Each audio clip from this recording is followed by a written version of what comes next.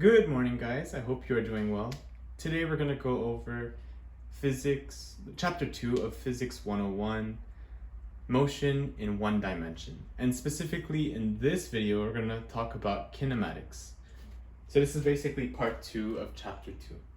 So kinematics is the study of motion. It usually involves describing an object's position, velocity, acceleration as functions of time. So for position we would have x of t. For acceleration for velocity we'd have v of t, and for acceleration we'd have a of t. And these are probably going to be our go-to equations. We're going to use these all throughout our journey in physics. They're going to be basic tools that we're going to be constantly using. And we usually when you think about problems involving kinematics, there are usually 4 cases of increasing difficulty. The first case is the position is constant in time. Constant in time.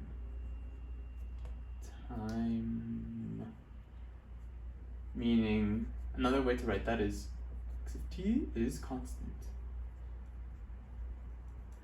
In such a situation, the object that you're trying to analyze is basically going to be at a singular position as time goes on. So if we graphed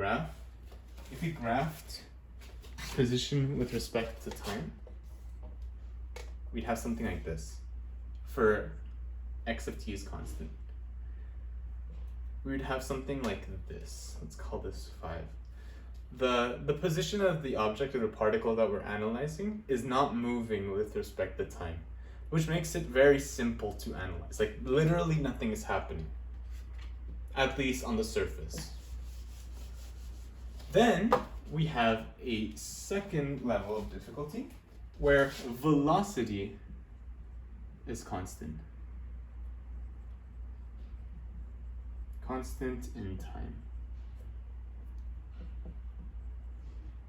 So another way of writing that is v of t is equal to constant.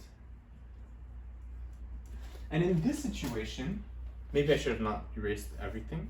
If we again graph position with respect to time, we get a similar idea, but a little different. We basically would have a slope to basically a linear graph.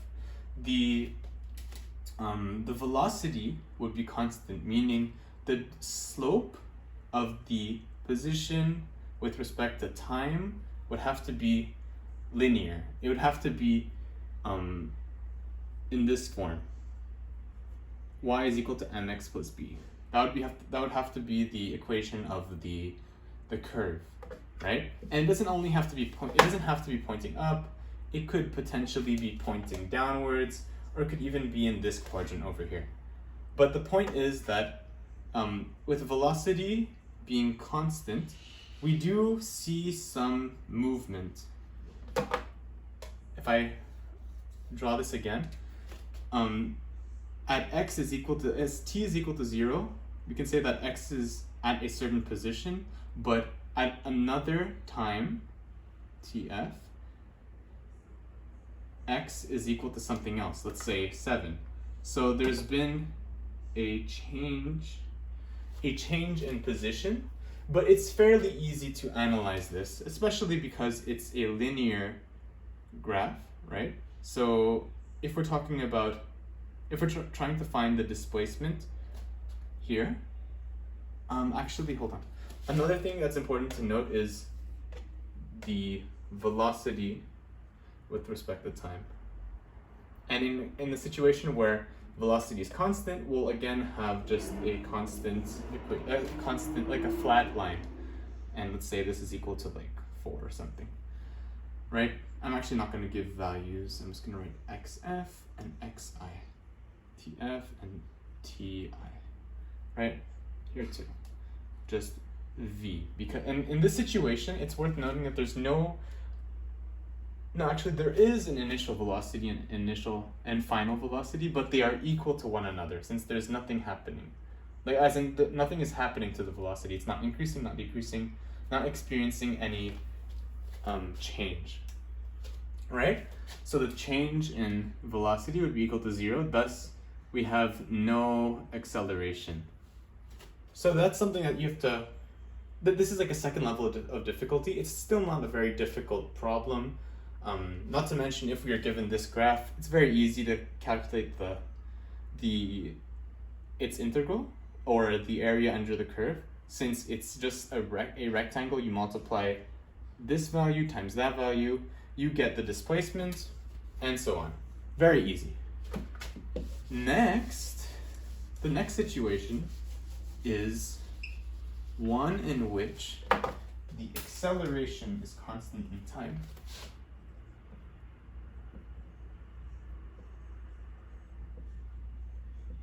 Is constant in time. So as for the others, I'm going to just write a of t is equal to constant. And so this is probably the most seen, the type of problem that we're going to experience the most throughout the semester, or throughout like this review session. If we take a look at a position versus time graph, we were likely, if we see an acceleration of, say, let's say we have a constant acceleration and the object is moving in the same direction as the acceleration, meaning, like, let's take a car that's driving in a direction, as in it's moving in a certain direction, and its acceleration is also in that direction, meaning it's speeding up. So in this situation, as time goes by, the car is going to be constantly increasing the distance that it's covering every second. So we're going to see something like this, right? So we can clearly see that at first the tangent, the instantaneous velocity is not necessarily very high, but as we keep going, as time passes, the instantaneous velocity increases up until a certain point where it's really high and there's no stopping it. Since the acceleration is constant, it will never stop. If we consider the velocity graph, oh, that's a little troubling. The velocity versus time graph,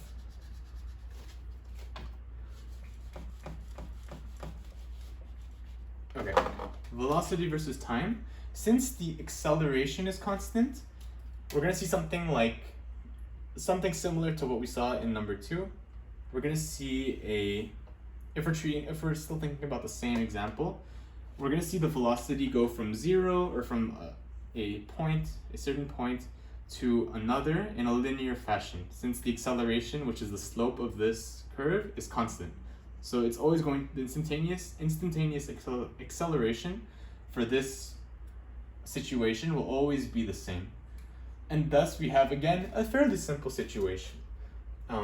But you'll see sometimes this sort of scenario can be quite difficult to deal with. Finally, we have one final situation, which is a little bit different than the other 3 described. Its acceleration is not constant. Is not constant. Constant in time. Which is a little bit scary. We don't often deal with situations like that. Usually, even if there are forces being applied on an object, we just calculate the net force, and there is eventually one singular acceleration that stays constant, and we deal with that value. So we'll very rarely see a question that involves an acceleration value that's not constant. But these are the 4 different types of cases that we will go over. Yeah, if we, hold on. Yeah. Another way of looking at it,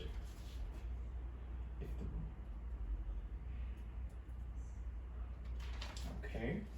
Yeah, so using these, if we take a look more at, if we're going to face this situation the most, then we might as well prepare ourselves with equations that, equip ourselves with equations that can help us deal with such problems, right? And if you use, you're able to derive actually certain formulas that we call kinematic equations that will help us solve all of these problems except for the last case where acceleration is not constant. So we call these kinematic equations. I'm not going to derive them. It's not very difficult to derive them, but it'll take a while, and I'm not interested in deriving. I'm just interested in explaining kinematic equations. So I'm just going to list them, actually. One important note is that these can only be used under constant acceleration, right? You're going to have to remember that in all cases, it has to be under constant acceleration. So the first one is, I'm just going to list them here and explain how each one is useful in its own unique way. We have the velocity, the final velocity is equal to the acceleration times time plus velocity, the initial velocity. Next we have 1/2 of accelerations times, oh, I'm sorry, that's not right. The final position is equal to 1/2 times acceleration times the square of time plus VI, the initial velocity times time plus the initial position. The third one is the final position squared, the final velocity squared is equal to the initial velocity squared plus 2 times acceleration times the final position minus the initial position, which is delta x. Let me drink some water real quick. It's a little hot in here.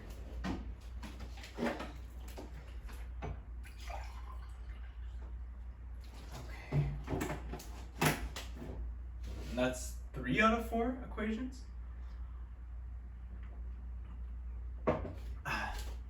The next equation we're going to use that will be helpful to us, is the final position is equal to 1/2 times the initial velocity plus the final velocity times time plus the initial position, right? And you might ask yourself, like, why do we need so many equations? This looks kind of overwhelming. Well, you actually need all of them. You'll use these equations based on what information you're given. Let me write that down. Based on the information that you are given, you will use specific equations, right?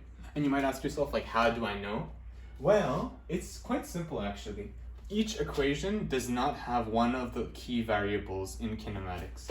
In the first one, we do not have the final position. In the second one, we do not have, final velocity. In the third one, we don't have time.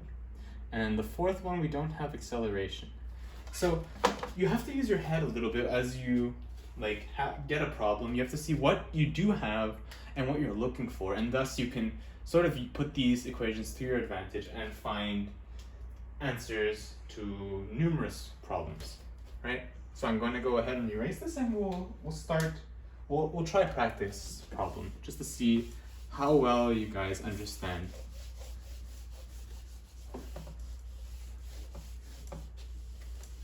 right? I can leave, no, I'll erase kinematic equations. The board is getting a little messy, but that's okay. You can see. Okay, so we got a practice problem. Practice problem. A car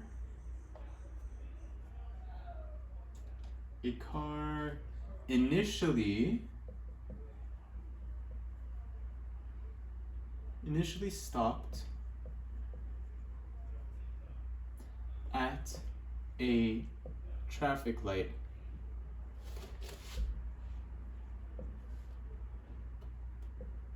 Initially stopped at a traffic light, accelerates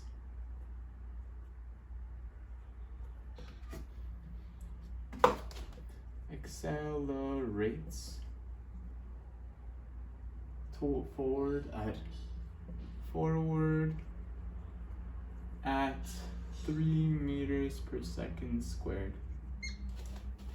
Right? And so the first question asks, what is its speed after it has traveled 200 meters. Okay. And if we use those equations from before, this problem can be actually quite simple. The way I like to handle kinematic problems in which you need to use the kinematic equations is starting by just listing what we have. So we know that the car is initially stopped at a traffic light and accelerates forward. So it starts at, let's call its starting point 0 meters, and its final, we're trying to find a point at which it's reached 200 meters. So let's call that 200 meters as final position. The initial velocity is 0, since we say that it's initially stopped at a traffic light, and the final velocity is something that we do not know. We're actually looking for its speed, which is the magnitude of the final velocity. And for acceleration, we actually know what value that is, 3 meters per second squared. So because we're looking for final velocity, we're not going to use the equation that excludes final velocity. We're going to make sure that we use the other ones, one that includes final velocity. We know that the acceleration is important to this question. We don't want to equip ourselves with too many zeros, so we will actually be using, I suppose this one would be good. Yeah, we don't actually, hold on, we don't mention time. We don't mention time at all. We don't know what it is. It's not like a non-value. We don't know what it is. So, and we don't actually need it to solve. So we're gonna find the equation that does not depend on this one, on t, which is this. Final velocity squared is equal to initial velocity squared plus 2a final position minus initial position. And when you plug these values in, we get this, an initial velocity of 0 plus 2 times 3, and then we want to have a final position of 200, so it's just that. And when we calculate the root, we get, I'm gonna round it up, 34.64101.615 meters per second. I didn't need to keep that many decimals, but I do it anyway. It's a good habit, I guess. And that's the answer, yeah. The next part of the question asks, I'm gonna keep this over here. I'm just gonna erase this part. B, we'll erase the values. Part B asks, how long does it take for the car to travel 200 meters?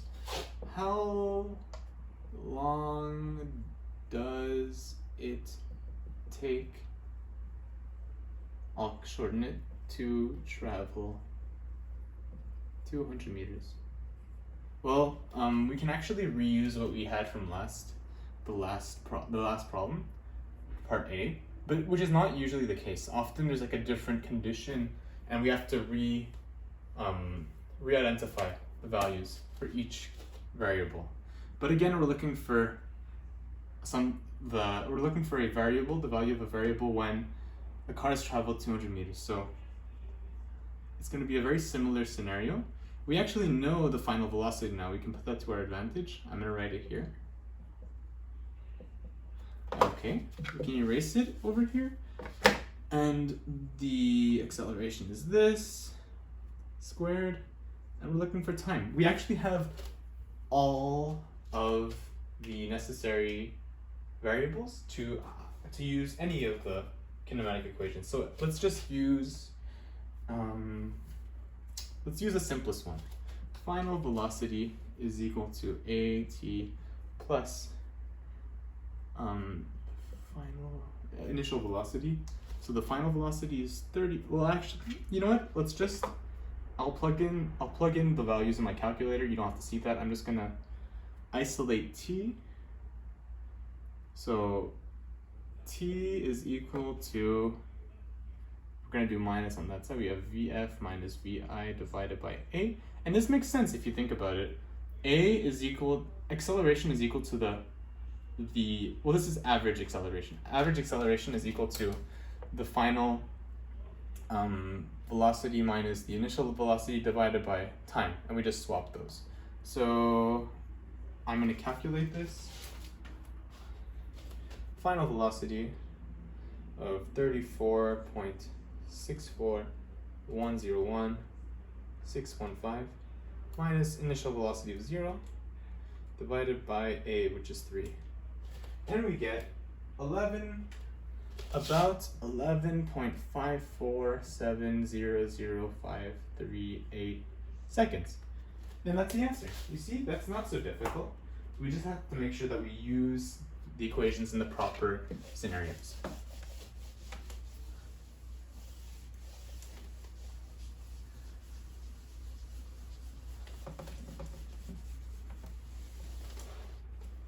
Okay, now we are actually, I'm sorry for that. We're actually going to analyze Freefall, which is another situation, another type of problem where we will be using kinematics. It just happens to be a different type of problem. You'll see what I mean by that. So let's start by defining it. The definition is the motion. It refers to the motion of an object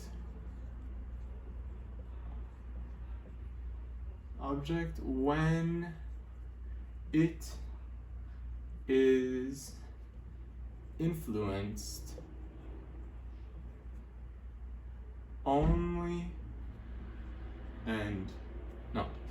only by the force of gravity.